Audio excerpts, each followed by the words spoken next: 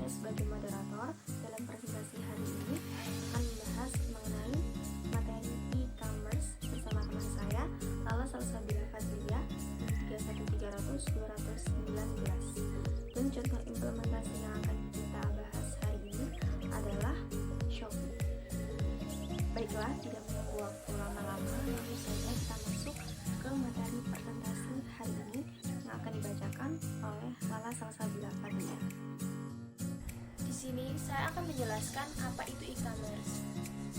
E-commerce adalah tempat untuk menjual atau membeli barang dengan menggunakan akses web yang terhubung dengan jaringan internet.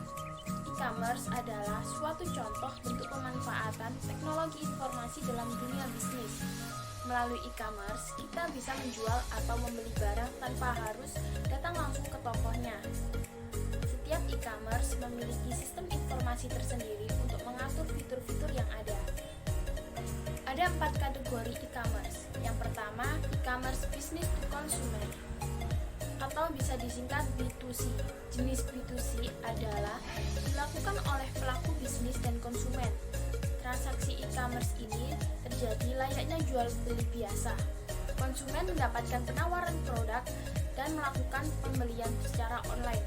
Sebagai contoh, produsen menjual produk ke konsumen. Yang kedua, e-commerce business to business atau bisa disingkat B2B. Jenis bisnis B2B ini dilakukan oleh orang atau pihak yang saling berkepentingan dalam menjalankan bisnis, di mana keduanya saling mengenal dan mengetahui proses bisnis yang mereka lakukan. Contohnya adalah ketika dua perusahaan mengadakan transaksi secara online, begitu juga dengan pembayarannya menggunakan kartu kredit. Yang ketiga, e-commerce consumer to business atau bisa disingkat C2B.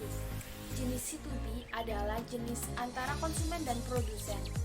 Sebagai contoh, konsumen akan memberitahukan detail produk atau jenis yang diinginkan secara online kepada produsen.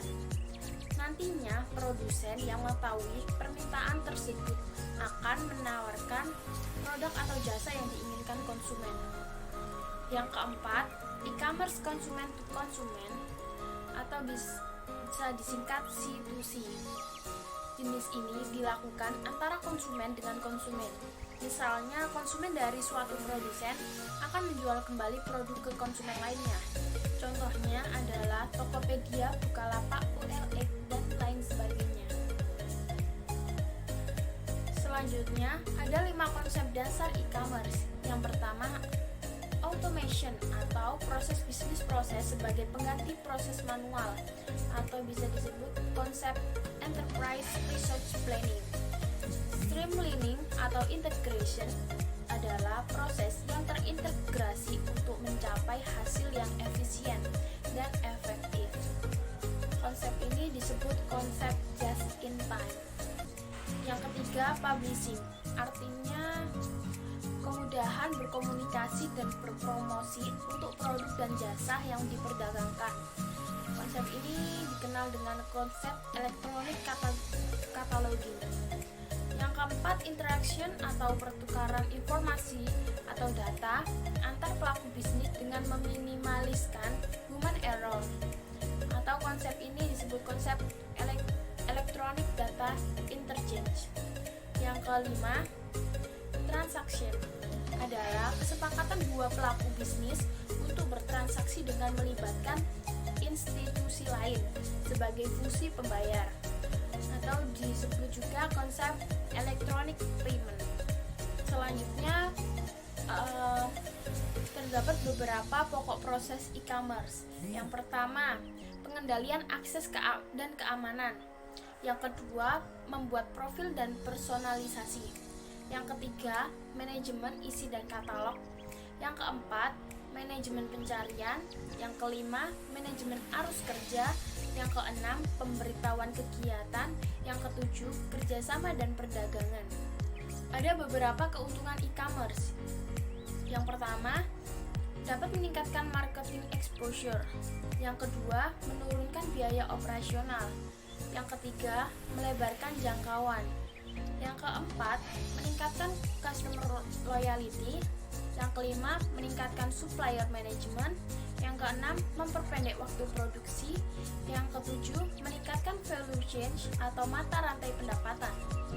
Selain adanya kelebihan dari e-commerce, terdapat juga kelemahan, yaitu yang pertama, orang-orang jadi lebih tertutup dan kurang bersosialisasi. Yang kedua, tidak jarang pembeli merasa kecewa karena barang yang dibeli tidak sesuai dengan yang mereka lihat di internet. Yang ketiga, banyak timbul penipuan melalui internet. Yang keempat, penggunaan akses ke sumber oleh pihak yang tidak berhak. Selanjutnya, tantangan dari e-commerce. Yang pertama, tantangan dari keamanan. Yang kedua, dari model bisnis. Yang ketiga, akses internet yang lambat. Yang keempat, kepercayaan dan resiko. Yang kelima, budaya. Yang keenam, permasalahan hukum atau legalitas. Yang ketujuh, sumber daya manusia. Yang kedelapan, masalah organisasi. Yang sembilan, penipuan. Yang kesepuluh, autentikasi user. Dan belum tersedianya public key infrastruktur. Materi selanjutnya akan dibacakan oleh saya sendiri. Contoh implementasi e-commerce yang kita gunakan adalah Shopee. Shopee adalah situs elektronik komersial yang memiliki kantor pusat di Singapura, berada di bawah naungan C-Limit, yang didirikan pada tahun 2009 oleh Forrest Li. Shopee pertama kali diluncurkan di Singapura pada tahun 2015, dan sejak saat itulah jangkauannya mulai diperluas ke Malaysia, Thailand, Vietnam, dan Filipina. Shopee, aplikasi mobile commerce berbasis marketplace, tiba di Indonesia pada tanggal 1 bulan Desember tahun 2015, dan aplikasi ini diklaim sebagai aplikasi mobile marketplace pertama bagi consumer to consumer atau C2C. Selanjutnya, kelebihan Shopee. Yang pertama adalah kemudahan dalam menginput gambar produk yang akan dipasarkan. Ini adalah kelebihan untuk penjual. Yang kedua, pada bagian penjualan terdapat fitur yang akan mempermudah penjual ketika menanti pembayaran produk yang harus dikirim hingga status transaksi yang sudah selesai. Yang ketiga, aplikasi ini tersedia untuk Play Store untuk pengguna Android dan App Store bagi pengguna Apple. Yang keempat, fitur varian produk yang akan mempermudah dan sangat cocok untuk penjualan produk yang memiliki ragam warna, motif, atau ukuran yang berbeda. Yang kelima, memiliki metode pembayaran yang beragam dan mudah dan juga mempunyai fitur COD. Yang keenam, sering memberikan promo yang menarik. Yang ketujuh, pembeli bisa mendapatkan uang melalui koin Shopee yang bisa didapat dari game atau penilaian produk yang sudah dibeli. Kelemahan Shopee. Yang pertama, adanya bagian pembeli dan penjual sehingga terkesan rumit dan tidak efisien. Yang kedua, untuk promo gratis ongkos kirim, syarat yang harus dipenuhi terkesan sulit dan merepotkan. Yang ketiga, pencairan dana ke rekening yang terhitung sangat lama setelah proses transaksi sukses. Dan yang keempat, terkadang situs sulit diakses atau bahkan error pada jam-jam tertentu. Yang terakhir, ketika menginput nomor resi via aplikasi sering terjadi kegagalan. Ini adalah tampilan halaman utama saat kita pertama kali membuka aplikasi Shopee.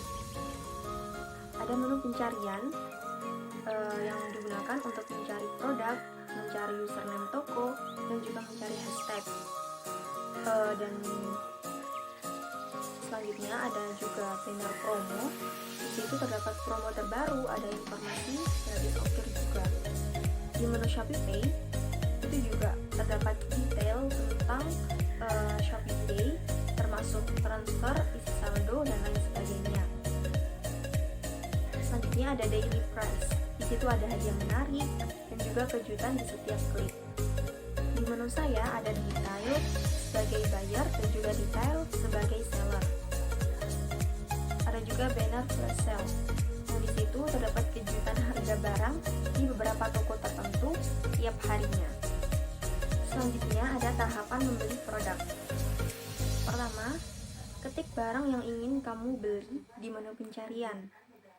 Di sini bebas ya, kita mau beli apa bisa kita klik di menu pencarian. Nah yang kedua, ketika kita sudah mengetik apa yang barang kita pilih, tentunya akan muncul beberapa pilihan dan di situ terserah kita mau pilih barang yang mana yang kita suka.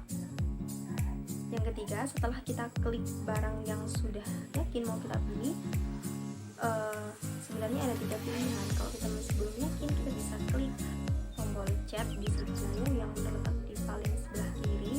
Kita bisa, kalau kita tidak yakin, kita chat dulu penjualnya, apakah barangnya ready ataukah gimana, apa yang mau kita tanyakan dulu kalau memang belum yakin. Dan kalau masih ragu-ragu, bisa klik tombol yang ada di tengah, yaitu menu keranjang. Di situ kita bisa masukkan barang ke keranjang terlebih dahulu sambil berpikir apakah mau beli atau tidak. Tapi jika sudah yakin, lakukan tahapan yang ketiga, yaitu pilih beli sekarang. Setelah klik beli sekarang, akan muncul tampilan seperti ini, teknik check out. Nah, tapi sebelum klik buat pesanan, kita harus terlebih dahulu pilih voucher jika kita punya voucher, terus pilih metode pembayaran yang akan kita gunakan, dan opsi pengirimannya mau seperti apa. Kesimpulan. Nah, yang pertama, kesimpulannya adalah strategi pemasaran yang digunakan oleh Shopee adalah dengan mengedepankan kebutuhan dari sang konsumen, khususnya mengenai update terkini dari penjual yang diikuti, sekaligus dari pengguna favoritnya. Yang kedua, selain itu, strategi pemasaran Shopee adalah untuk para Shopee menyediakan sarana yang tepat untuk mendukung para penjual dalam berjualan di Shopee. Yang ketiga, satu lagi strategi pemasaran Shopee adalah dengan ongkir gratis kirim ke seluruh Indonesia. Sekian presentasi dari kelompok kami, kurang lebihnya mohon maaf. Terima kasih sudah berpartisipasi menonton video ini sampai akhir. Assalamualaikum warahmatullahi wabarakatuh.